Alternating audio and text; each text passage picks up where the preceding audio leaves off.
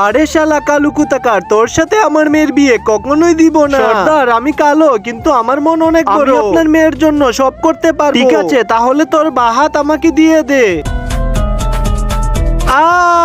সর্দার, এখন তো করতে পারবো বিয়ে? হ্যাঁ, করতে পারবি। সর্দার, আপনার মেয়ে একটা ছেলের সঙ্গে পালিয়ে গেছে।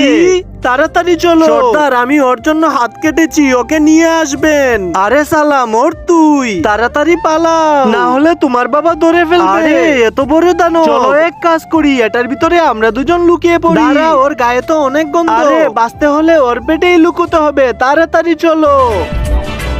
সর্দার, ওরা এখানেই আছে, চলো আরো সামনে চলো। আরে এই দানবের কাছ থেকে তো গন্ধ আসতেছে। সর্দার, ও তো মরে গেছে, আর তার গন্ধে পুরো এলাকা ছড়িয়ে গেছে। এক কাজ করো, এই দানবের সারা গায়ে আগুন জ্বালিয়ে দাও, মরে পুড়ে যাক শালা। আপনারা যারা মহান আল্লাহ ও মদিনাকে ভালোবাসেন তারা ভিডিওটিতে লাইক দিয়ে চ্যানেলটি সাবস্ক্রাইব করে দিন, আর কমেন্টে আল্লাহর নামটি লিখে যাবেন। কি হলো, এখন তো আমরা পুড়ে মরবো।